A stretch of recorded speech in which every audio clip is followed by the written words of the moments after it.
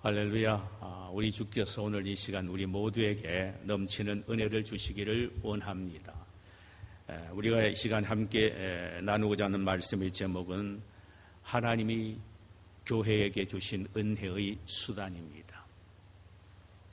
히브리서 4장 12절과 13절이 되겠죠. 예수님은 십자가를 통하여 당신의 교회를 낳으셨습니다. 그리고 그 교회를 통하여 하나님의 뜻을 이 나라에, 이 땅에 실현하기를 원하십니다.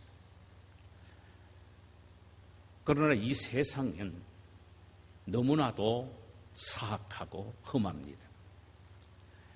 사단은 여러 가지 방법으로 교회를 공격하여 교회가 하나님의 뜻을 이 땅에 실현하는 것을 방해하기 위하여 노력을 하지요.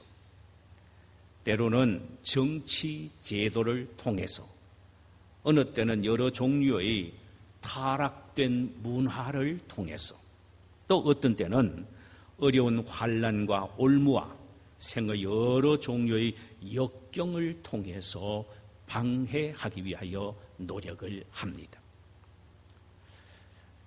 그러기에 주님은 이 거친 세상에 당신의 교회를 그대로 내버려 두시지 않고 은혜의 수단을 교회에게 주셔서 교회가 그 은혜의 수단을 잘 활용함으로 영적으로 성숙되고 이 악한 세상에서 승리하며 살아갈 수 있게 하시는 겁니다.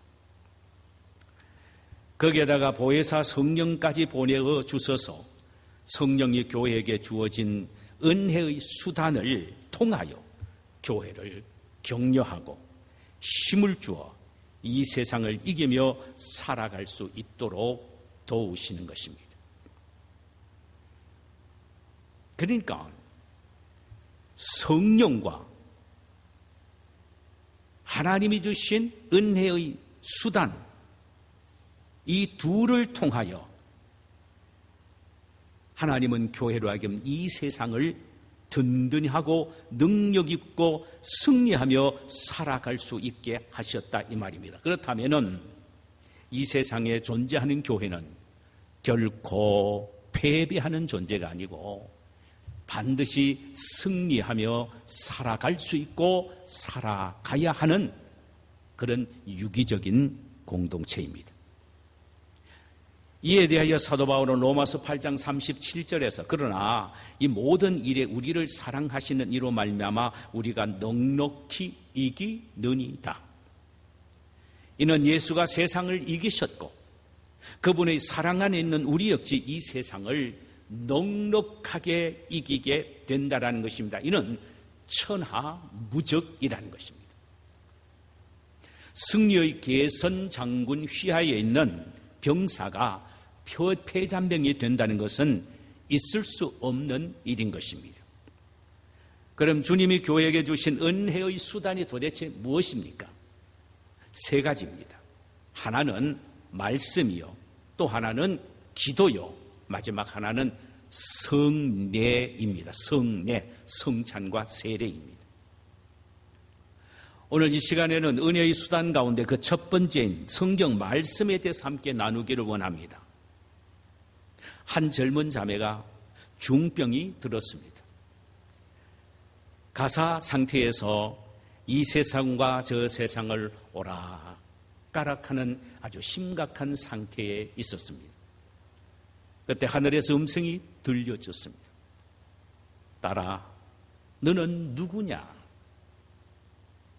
그 자매는 저의 이름은 누구이고 저는 이 시의 시장의 부인이 되는 사람입니다. 그때 하늘에서 또 질문이 들립니다. 내가 너의 이름을 묻는 것이 아니다. 너는 도대체 누구이냐?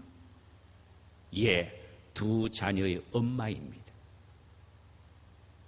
너가 누구의 어머니냐고 내가 묻는 것이 아니다. 도대체 너는 누구냐?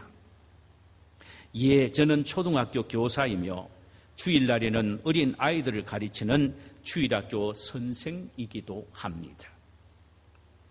내가 내게 하는 일이 무엇이냐, 직업이 무엇이냐라고 묻는 것이 아니라 너는 진정 성경 말씀을 하나님의 말씀으로 믿고 사는 하나님의 자녀냐라고 묻고 있는 것이다 라는 음성이었습니다. 여러분은 어떻습니까? 진정 여러분이 들고 있는 성경을 하나님의 말씀으로 믿고 계십니까? 저와 여러분들의 손에 들려져 있는 이 성경은 어느 한 개인의 자서전도 아니며 믿음의 선지자들의 신앙들을 모아놓고 있는 신앙 간증집도 아닙니다. 성경은 살아계시는 하나님의 살아있는 말씀입니다. 이 성경은 1600년 동안 약 40명의 손에 의하여 기록이 되었습니다. 그러나 원저작자는 딱 한 분입니다. 그분이 바로 성령이십니다. 성령께서 성경의 기록자들의 마음속에서 그들의 전인격을 사로잡고 설득하여 하나님의 뜻을 기록해 했습니다. 그래서 원저작자는 성령이다 이렇게 우리가 말합니다. 그 귀한 하나님의 말씀이 우리에게 교회에게 주는 은혜의 수단이 있습니다. 그 수단이 구체적으로 무엇인가 라는 사실을 나누기 전에 먼저 우리는 이 성경이 도대체 뭐냐? 그 정체성 혹은 성경은 어떤 속성을 가지고 있느냐? 이 사실을 오늘 본문을 통하여 한 대충 3가지로 생각해 보기를 원합니다. 이것을 알아야 다음에 이어지는 성경 말씀이 정말 우리에게 어떤 은혜를 주는가라는 사실을 감격하며 받을 수가 있기 때문입니다. 자, 성경의 정체성 혹은 속성을 보십시다. 첫째로는 성경은 살아 있습니다.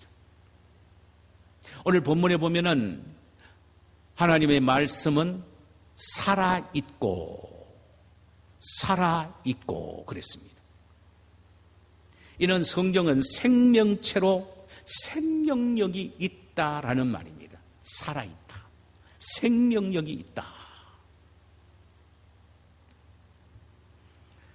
베드로전서 1장 23절과 25절에 보면은 너희가 거듭난 것이 썩어질 씨로 된 것이 아니요 썩지 아니할 씨로 된 것이니 하나님의 살아있고 항상 있는 말씀으로 되었느니라. 그러므로 모든 육체는 풀과 같고 그 모든 영광이 풀의 꽃과 같으니 풀은 마르고 꽃은 떨어지되 오직 주의 말씀은 세세토록 있도다 하였으니 너희에게 전한 복음이 곧 이 말씀이니라. 사도 베드로는 말하기를 성경 말씀은 썩지 아니하는 씨다 이렇게 말합니다. 이는 영원한 생명력이 있음을 표현하는 말씀입니다. 썩은 씨는 우리가 알듯이 땅에 떨어져 보았자 소용이 없습니다. 왜? 곧 죽어버리기 때문입니다. 그러나 썩지 아니하는 씨는 땅에 떨어지면 발화하여 싹을 내는 것이죠. 하나님의 말씀은 살아있는 씨이기에 이 씨가 떨어져 비록 그 토양이 죽은 박토 같은 심령이라 할지라도 결국은 살아나는 것입니다. 여러분, 씨가 생명이고 강하면 땅이 별로 신통치 않아도 그대로 뚫고 올라옵니다.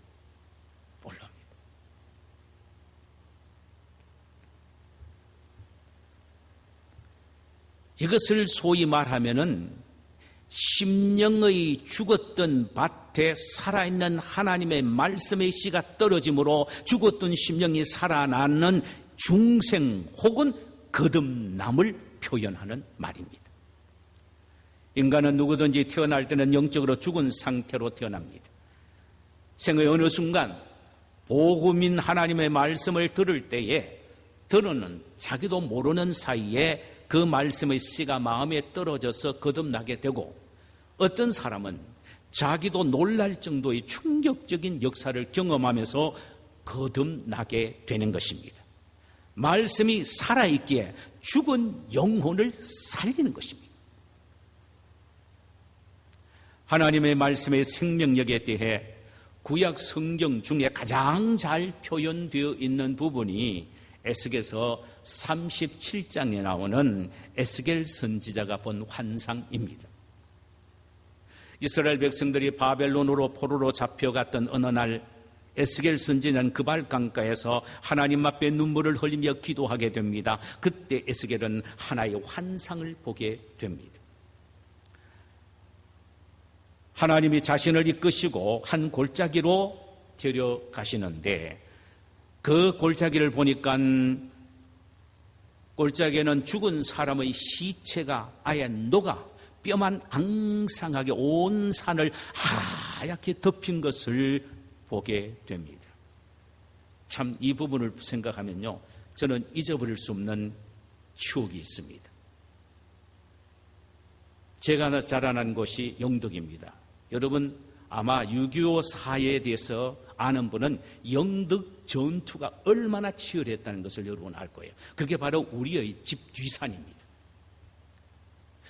저희들이 어릴 때 산에 자주 놀러 갔습니다. 이유는 엿을 사먹기 위하여 탄피를 줍기 위해서입니다. 그런데 그 산에 올라가면 온 산천이 하얗습니다. 여러분, 사람의 뼈 중에 가장 잘 녹지 않는 게 뭔지 압니까?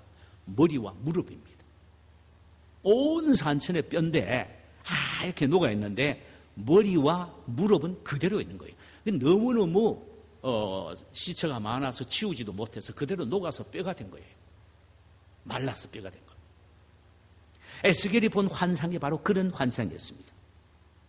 그것을 보는 순간 하나님이 에스겔에게 물으셨습니다. 에스겔아, 이 뼈들이 능히 살겠느냐?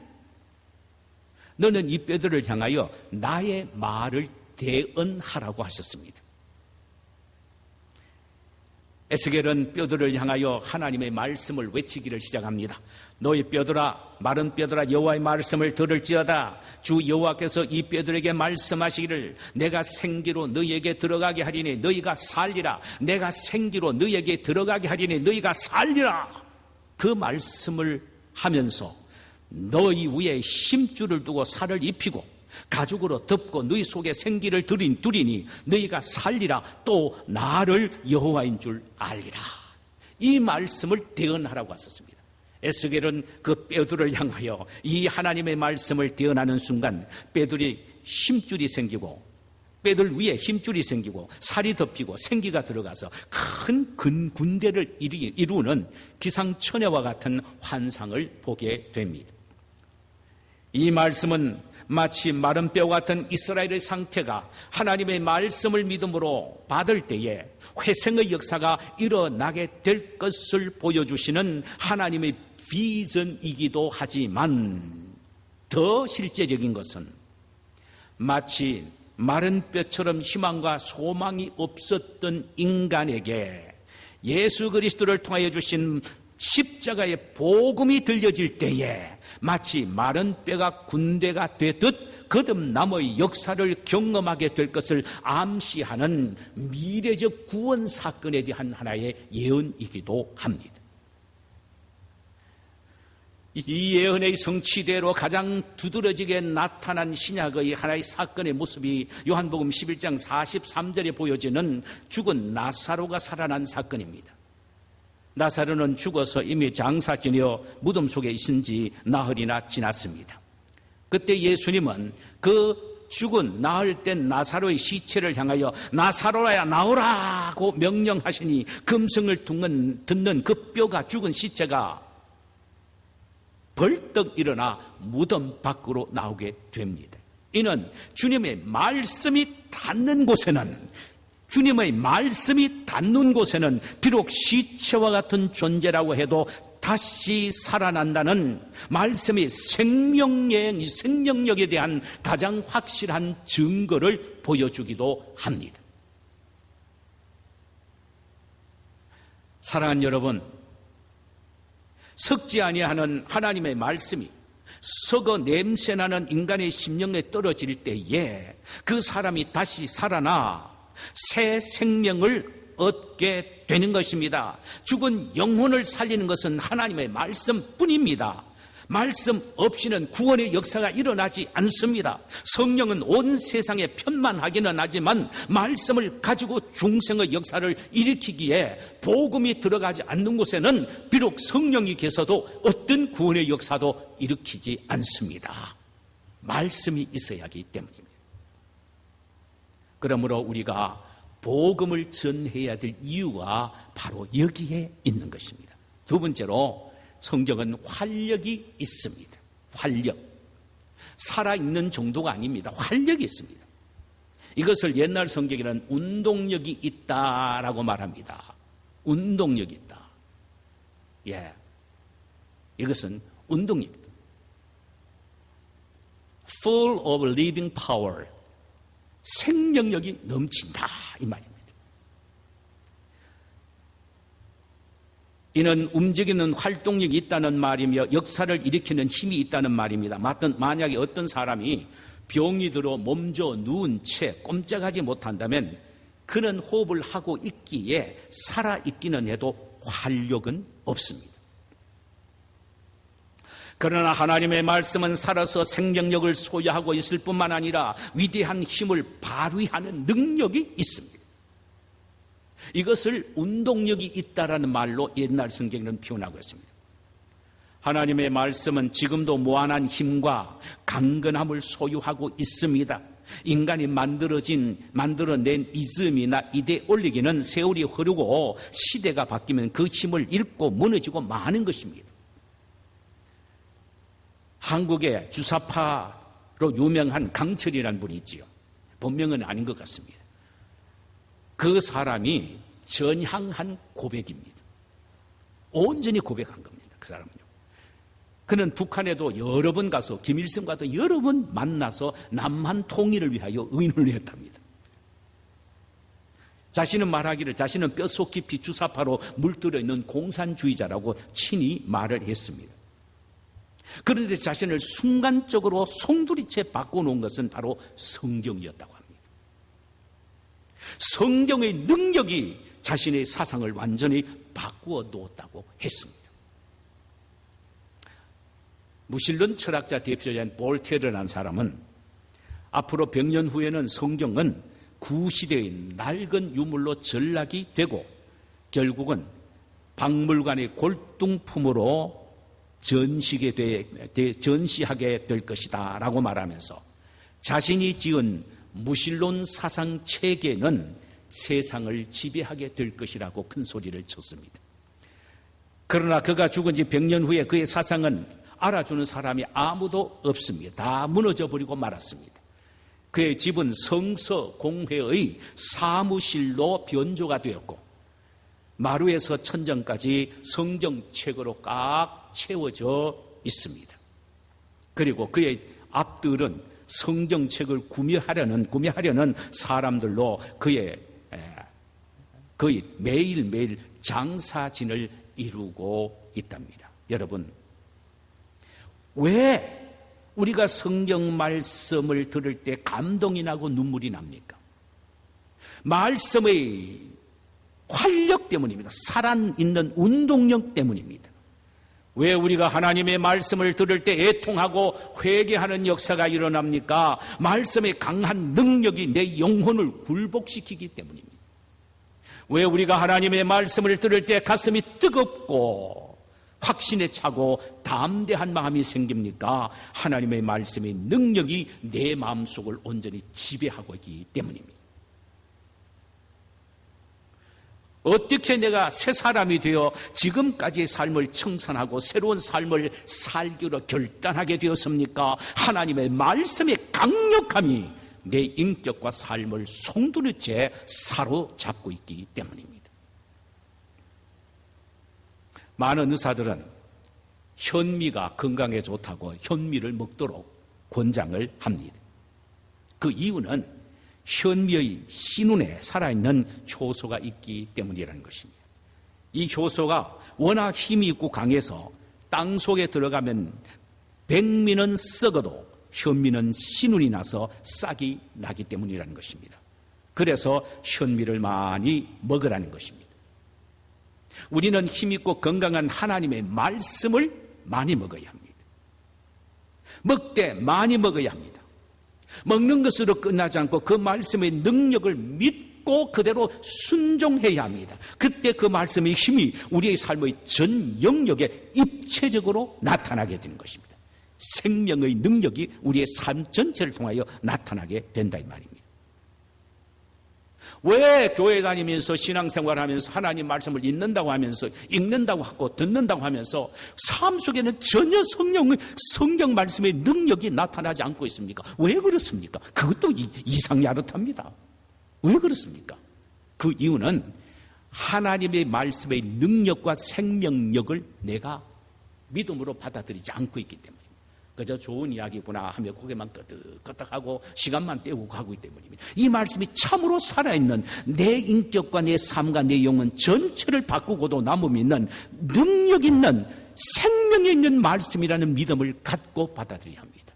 그리고 그 말씀을 그대로 생명력이 있으니까 삶 속에 순종하며 실천해드려야 하는데 그러지 못하기 때문에 어떤 능력과 역사도 나를 통하여 나타나지 않고 있는 것입니다. 여러분, 우리가 믿고 있는 말씀을 살아계시는 하나님의 말씀이요, 이 말씀이 오늘날에도 내 삶의 현장에 능력으로 나타난다라는 사실을 믿고 받아들인다면 우리의 삶에는 매일매일 기적의 연속이 될 것입니다. 예를 들면 믿는 자에게는 이들은 표적이 따르리니 너희가 내 이름으로 귀신을 쫓아내며 새 방언을 말하며 뱀을 집으며 무슨 독을 마실지라도 해함을 받지 아니하며 병든 자에게 손을 얹은 즉 나으리라는 이 말씀을 그대로 믿고 아멘 하면서 기도하며 악한 세력들을 향하여 도전을 하게 될 때에 그것들은 한 길로 왔다 7길로 도망가는 역사가 일어나게 됩니다. 귀신이 떠나가고 악한 세력이 물러가는 역사가 일어나게 된다는 말이에요. 또 두렵고 어려운 상황에 직면해 있을 때에 두려워 말라 내가 너와 함께함이니라. 놀라지 말라 나는 내 하나님이 됨이니라. 내가 너를 굳세게 하리라. 참으로 너를 도와주리라. 참으로 나의 의로운 오른손으로 너를 붙들리라는 이 하나님의 말씀을 내가 믿고 아멘 하면서 나아간다면 그 말씀의 운동력이 나타나 내 삶의 어떤 어려움도 극복할 뿐만 아니라 그 어려운 상황을 물리치며 나갈 수 있는 힘을 얻게 됩니다. 할렐루야. 하나님의 말씀은 활력이 있기에 그 앞에는 어떤 세력도 견디지 못하게 되는 것입니다. 그러므로 우리는 하나님의 말씀을 먹되 많이 먹고 그 말씀의 능력을 의심하지 않고 믿고 순종해야 합니다.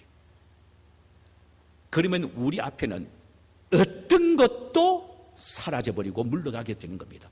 우리 앞에는 어떤 것도 우리를 마주 대항할 수 없습니다. 말씀의 능력이 어느 정도냐?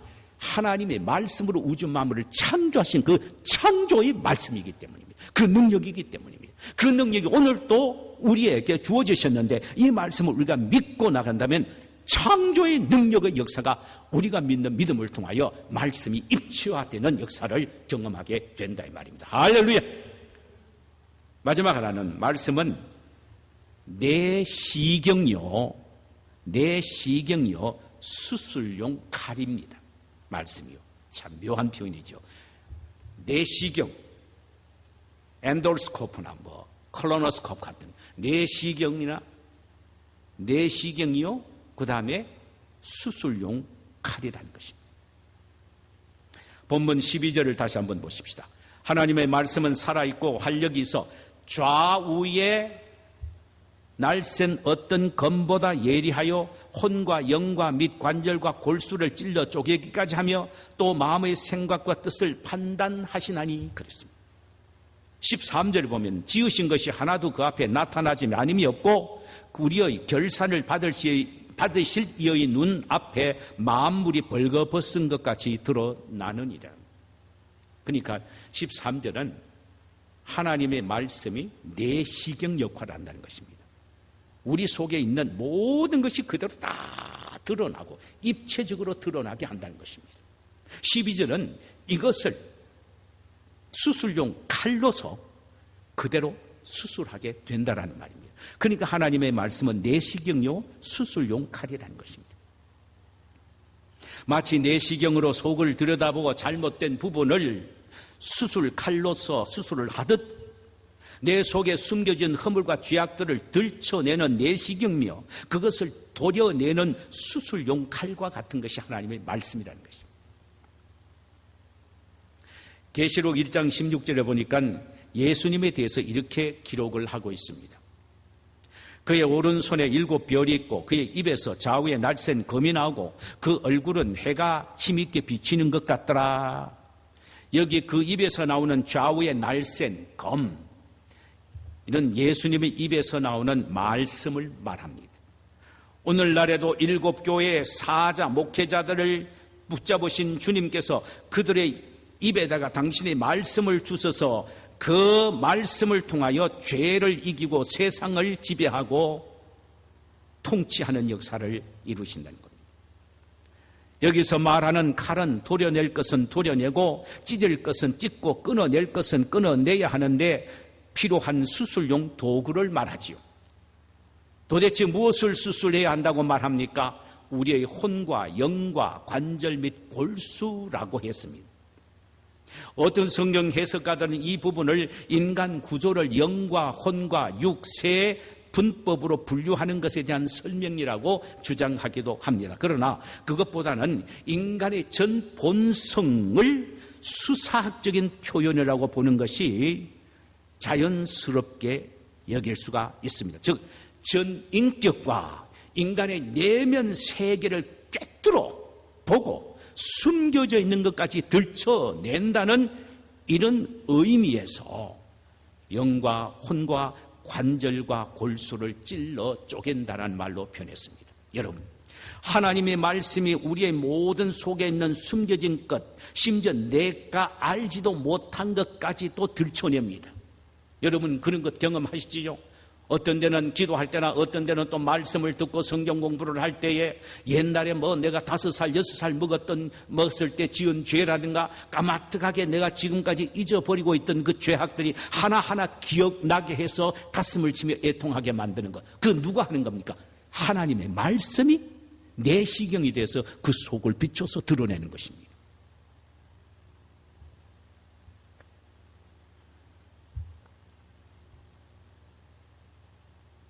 우리가 여기서 알아야 될 것은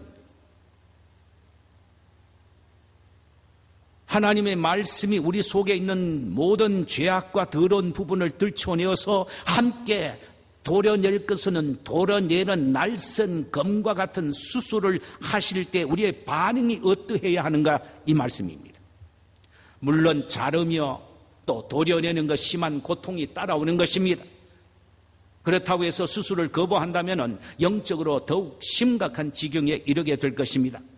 이것은 마치 우리의 육체의 한 부분이 문제가 생겨서 수술을 해야 하는데 아픔이 두려워 수술하지 않고 그대로 둔다면 병이 더욱 심각해져 나중에는 손쓸 수 없을 정도로 위급한 지경에 이르게 되는 것과 동일한 이치입니다.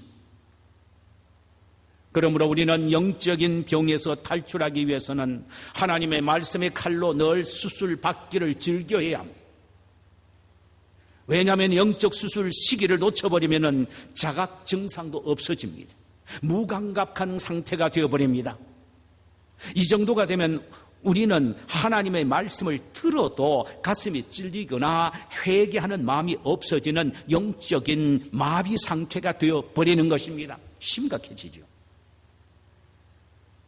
그래서 우리는 늘 하나님의 말씀을 들을 때에 듣자 말자 애통하며 눈물을 흘리며 회개하며 하나님 앞에 불복하는, 하나님 앞에 굴복하는, 이것이 바로 영적으로 살아있다는 증거입니다. 그런데도 사실 우리는요, 성경을 읽거나 설교를 들을 때 눈을 감고 귀를 막고 싶을 때가 있습니다. 그 이유는 부담스럽고 결단하기 힘든 부분 때문입니다. 이를테면 말씀이 나의 죄를 드러낼 때, 죄된 삶에서 돌이키라는 강요를 받을 때 우리는 그 말씀에 귀를 막고 싶을 때가 있기 때문입니다. 어떤 장로님이 하신 은혜로운 간증의 한 부분입니다. 그분이 장로님이 되시기 전에 집사였을 때 일입니다. 그는 늘 성경을 읽었답니다. 그런데 말라기서 3장에 가서는 꼭 건너뛰었다고 합니다. 그 이유는 11조에 대한 말씀이 부담스럽기 때문입니다. 11조는 나 여호와의 것이다. 11조를 떼어먹는 것은 나의 것을 도적질하는 행위다 라고 하시는 말씀에 너무 부담스러웠던 것입니다. 그분 스스로 말했습니다. 내가 이민 와서 입지 않고 먹지 않고 자지 않고 투잡 쓰리잡을 뛰어 돈을 벌었는데 어떻게 그것이 하나님의 것이란 말이냐. 내가 고생하며 번 돈을 11조 하지 않는다고 해서 어떻게 내가 하나님의 것을 도적질했다고 나를 도적으로 본단 말인가 하며 이에 대한 저항감과 반항감 때문에 아예 말라기서 3장은 읽지 않고 뛰어넘었다고 했습니다. 이는 마치 병원에 가서 진단받을 결과 병이 있다는 사실을 들었음에도 불구하고 약도 먹지 않고 치료도 받지 않는 채 그저 병이 없는 것으로 하자고 덮어주는 것과 똑같은 일입니다. 이것은 병을 키우는 자해 행위인 것입니다. 사랑하는 여러분, 이토록 생명력이 넘치고 내시경처럼 우리의 속을 살피며 죄된 부분을 도려내는 칼 같은 하나님의 말씀 앞에서 신앙인은 우리가 대해야 할 태도가 무엇입니까? 하나님의 말씀을 대해야 할 태도, 하나님의 말씀을 들을 때 반응해야 될 태도가 무엇이냐 이 말입니다. 예민해야 합니다. 태도는 영적인 예민감이 있어야 합니다. 우리의 마음과 생각이 하나님의 말씀을 감찰받아야 합니다. 우리의 행동이 하나님의 말씀에 하여 감찰을 받아야 합니다. 그래서 순간순간 하나님의 말씀이 우리의 생각과 행동의 도전에 들어오면은 즉각적으로 회개로 반응해야 합니다. 그래서 참된 그리스도인의 삶을 회복해야 합니다. 회개는 참된 축복이요, 회개는 진정한 은혜를 받을 수 있는 첩경이기 때문입니다. 하나님은 교회에 당신의 말씀을 주신 것은 이 은혜의 수단을 갖고 이 악한 세상에서 승리하며 살 수 있도록 하기 위해서입니다. 우리 모두 하나님의 말씀의 정체성, 말씀은 살아있다, 활력이 있다, 그리고 내시경요 수술용 칼이라는 마음을 갖고 긍정적으로 받아들여야 합니다. 그리고 그 말씀이 언제든지 우리 마음속에 터치될 때 우리는 무릎을 꿇고 감격하며 그 말씀 앞에 순종으로 반응을 해야 합니다. 이런 우리 모두가 되시기를 주님의 이름으로 축원합니다.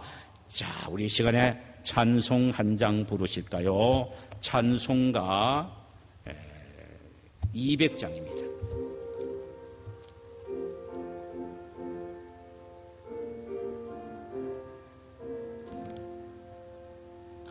달고 묘한 그 말씀, 생명의 말씀은 귀한 그 말씀 진실로 생명의 말씀이 나의 길과 믿음 밝히 보여주니 아름답고 귀한 말씀 생명샘이로다. 아름답고 귀한 말씀 생명샘이로다. 귀한 그의 말씀은 내 노래 되도다. 모든 사람을 살리는 생명의 말씀을 값도 없이 받아 생명길을 가니 아름답고 귀한 말씀 생명샘이로다. 아름답고 귀한 말씀 생명샘이로다. 널리 울리어 퍼지는 생명의 말씀은 마음의 용서와 평안을 골고루 주나니 다만 예수 말씀 듣고 복을 받네. 아름답고 귀한 말씀 생명샘이로다. 아름답고 귀한 말씀 생명샘이로다.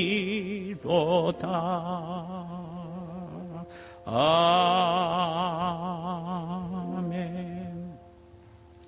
우리 시간에 이 말씀을 한번 생각하면서 기도하십시다. 하나님은 우리에게 참 복 주시기 위하여 귀한 말씀을 주셨습니다. 우리가 이 시간에 이 말씀을 생각하면서 기도하십시다. 말씀은 살아있습니다. 그래서 나를 거듭나게 했습니다.